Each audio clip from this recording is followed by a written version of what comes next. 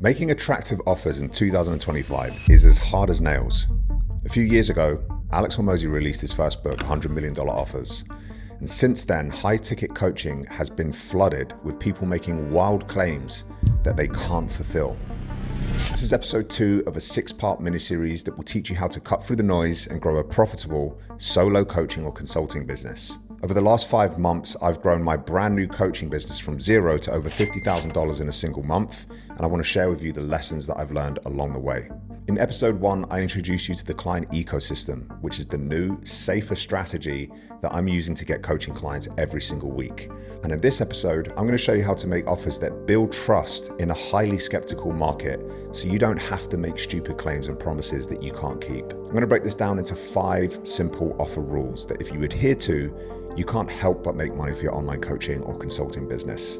Okay, so look, rule number 1 is you want to make your offer for one person, one problem, and one promise.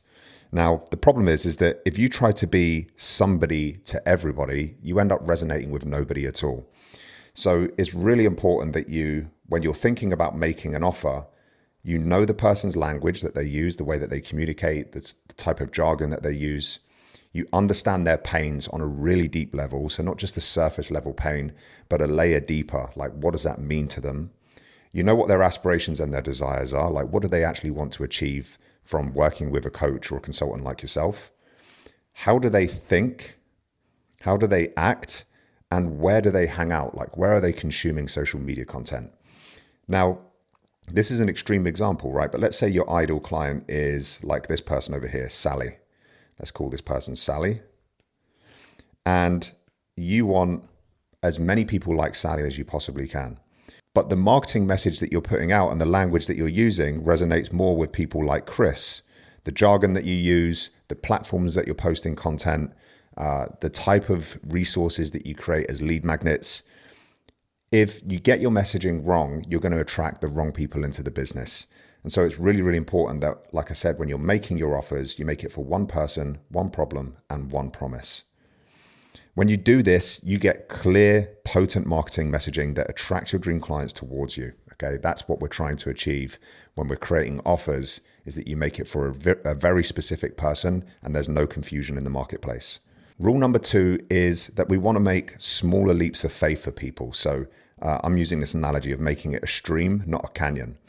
So what most coaches do is they're asking people to take a huge leap of faith from, being a lead and maybe downloading a lead magnet to all the way to signing up as a high ticket client and spending thousands of dollars with somebody, right?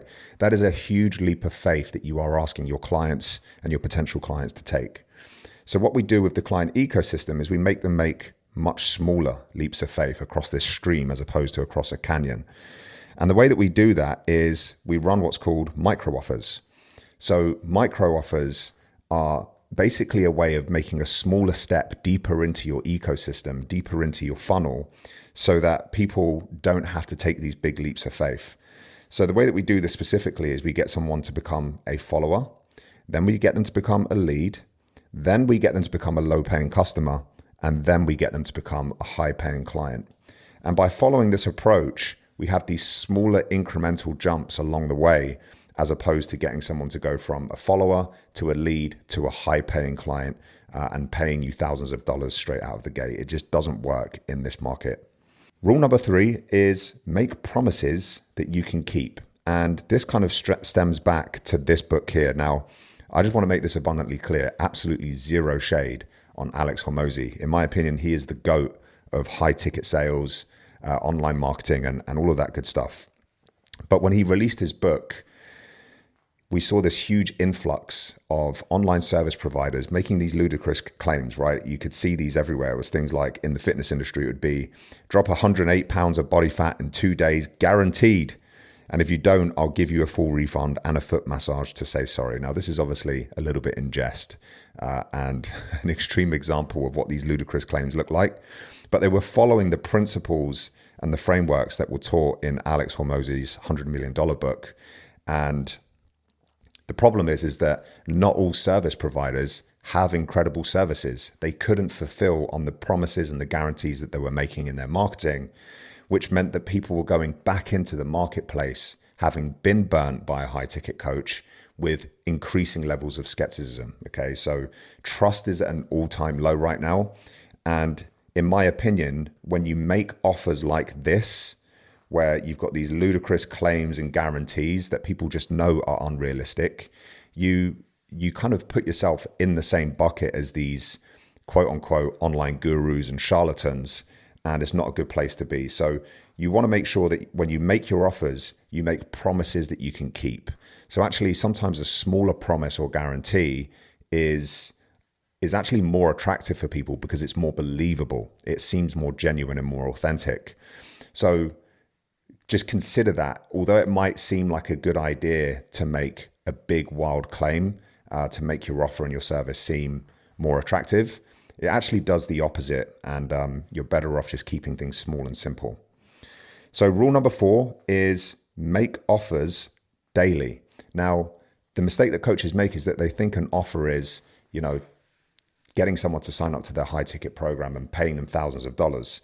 But an offer can be something as simple as, offering to get your followers to become leads by downloading your resources. So, putting on your stories that you've got a free course or a free PDF or a free training or whatever it might be. That is an offer.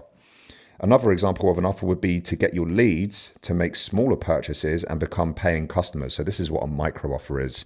And this is what we do in my program Remote Pro, is we nurture our leads over time with long form content.